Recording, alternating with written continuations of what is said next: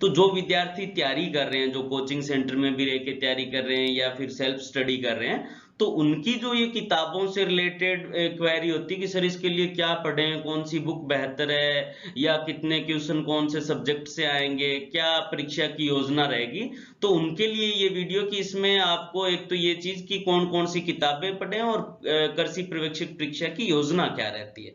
तो सबसे पहले किताबों का या नोट्स का डिस्कशन करने से पहले भी कृषि पर्यवेक्षक परीक्षा की योजना क्या है।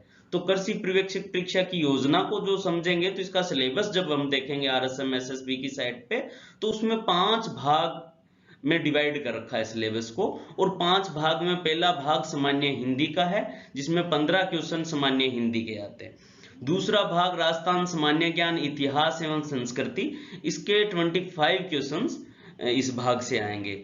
और बाकी के जो 3 भाग है, भाग 3, 4 और 5, ये तीनों भाग एग्रीकल्चर साइंस के हैं, कृषि विज्ञान के हैं। तो इसमें तीनों को मिलाकर के 60 क्वेश्चन, जिसमें 20 क्वेश्चन सस्य विज्ञान के, 20 क्वेश्चन उद्यान विज्ञान के और 20 क्वेश्चन पशुपालन विज्ञान के।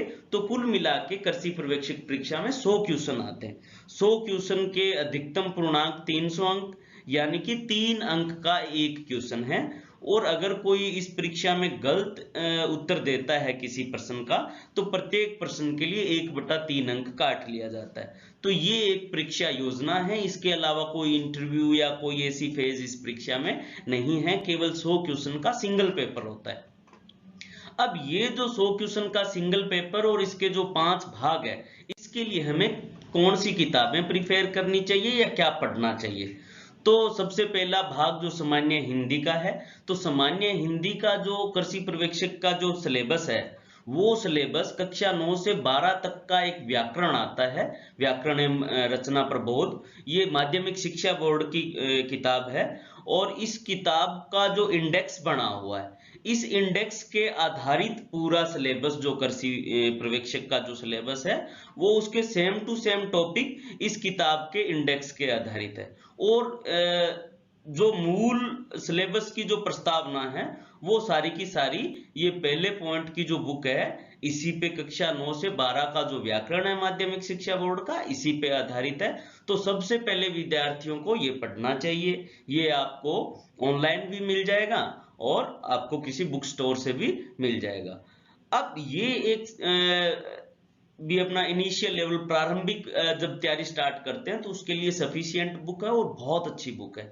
इसके बाद अगर एडवांस अपने हिंदी पढ़ें, क्योंकि कंपटीशन का दौर है, और अभी थोड़े दिन पहले अपने कुछ परीक्षाओं के रिजल्ट आए, जैसे अभी GDS का रिजल्ट आया था, ग्रामीण डाक सेवक का, और 99 और 100% उसकी मेरिट गई। तो परीक्षाओं के इस कंपटीशन के इस दौर में मेरिट बहुत आई जाती है, तो हमको एडवांस लेवल स्टडी भी करनी पड़ती है। तो इसके लिए व्यवहारिक सामान्य ज्ञान डॉक्टर PK राघव की ये बुक आती है। तो ये एडवांस हिंदी के लिए आपके लिए बहुत अच्छी बुक है, एररलेस बुक है। इसके अलावा कुछ कोचिंग के नोट्स भी यहाँ चलते हैं। तो अपने राजस्थान में एग्री पॉइंट बीकानेर कोचिंग के हिंदी व्याकरण के नोट्स काफी सर्कुलेट होते हैं, तो ये नोट्स भी आप मंगवा सकते हैं इनसे कांटेक्ट करके।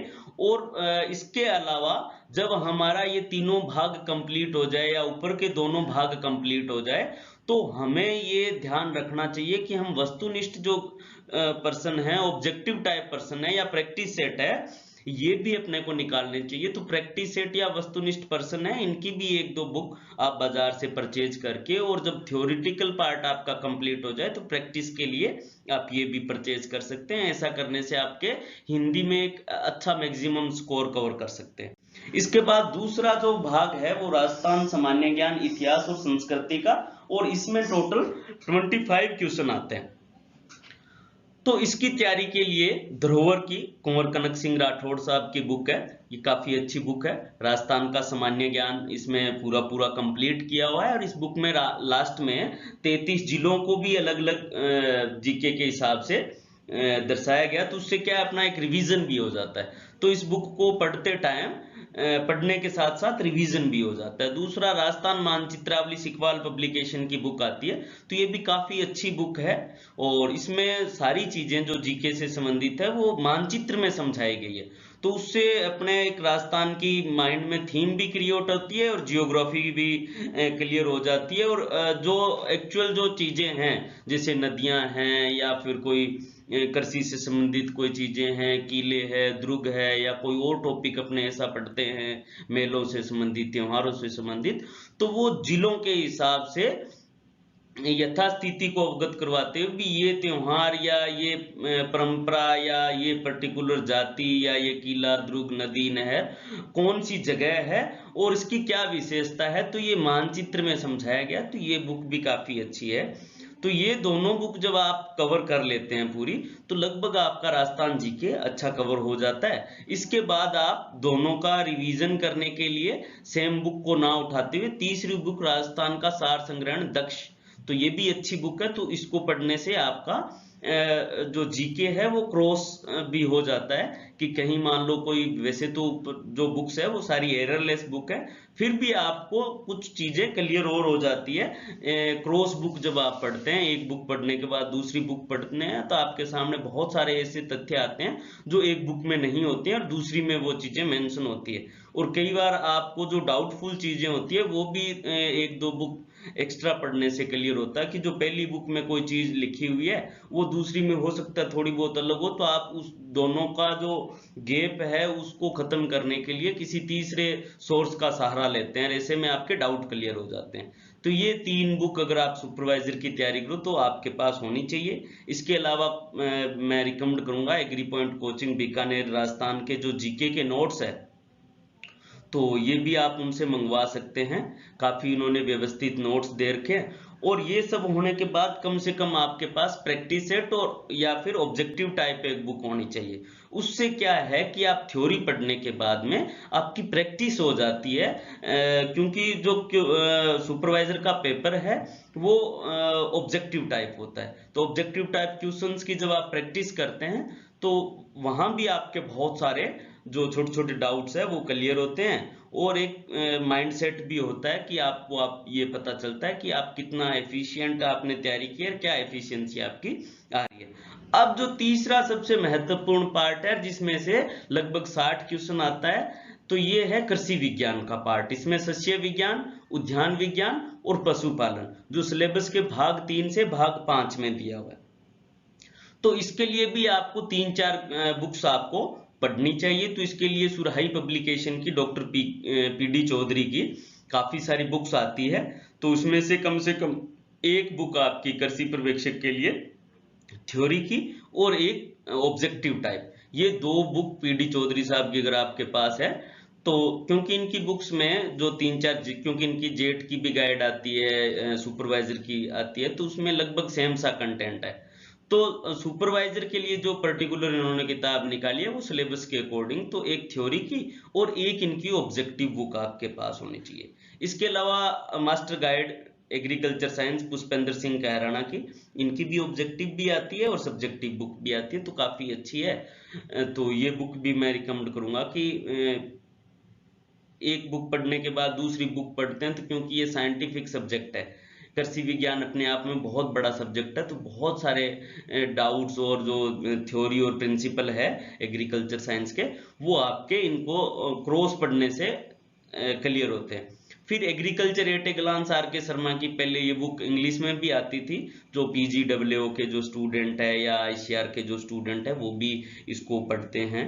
तो ये बुक भी अभी हिंदी में भी आने लगी, तो ये भी काफी अच्छी बुक है, तो आप ये बुक भी पढ़ें। इसके बाद एक कॉम्पिटिटिव बुक ऑफ एग्रीकल्चर नेमराज जी सुंडा की बुक आती है, तो ये भी लगभग स्टूडेंट्स के पास मिल जाती है, तो ये बुक भी आपके पास होनी चाहिए। और एग्री पॉइंट कोचिंग बीकानेर के एग्रीकल्चर के नोट्स है वो बड़े सुव्यवस्थित और हैंड रिटन नोट्स भी है, और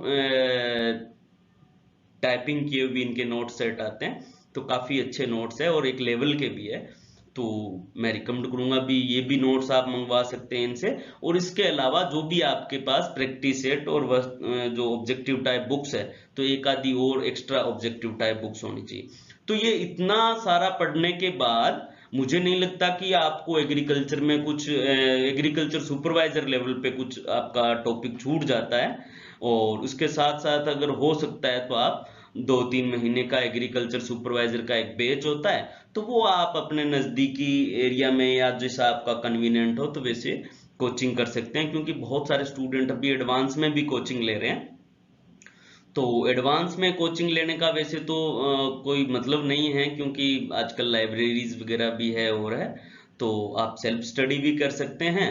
और जो पैसा आप कोचिंग में दे रहे हैं उससे आप बुक्स भी परचेज कर सकते हैं। और जो अभी करंट की वैकेंसियां हैं, जो अभी हाल फिलहाल में जिनके नोटिफिकेशंस जारी हो रखे हैं, तो आप उनकी भी तैयारी कर सकते हैं। पर एग्रीकल्चर सुपरवाइजर के लिए जो आपको कंटेंट बताया, उस पैसे में से आप ये कंटेंट परचेज कर सकते हैं और इससे आप सेल्फ स्टडी भी बहुत बेहतर कर सकते हैं। और एक बार सेल्फ स्टडी करने के बाद ये पूरा मैटर आप 2-3 महीने में सेल्फ स्टडी में इजीली निकाल सकते हैं। और इसके बाद अगर आप कोई कोचिंग सेंटर ज्वाइन करते हैं तो जितने भी आपके डाउट्स है वो सारे क्लियर हो जाएंगे। तो दोस्तों, वीडियो अगर अच्छा लगे तो शेयर और लाइक जरूर करना, और जो आपको मैटर बताया है वो मैटर आप मार्केट से पहले कलेक्ट करना और सुपरवाइजर की तैयारी पे बढ़िया ध्यान दीजिए। मेरी आप सबके लिए अग्रिम शुभकामनाएं।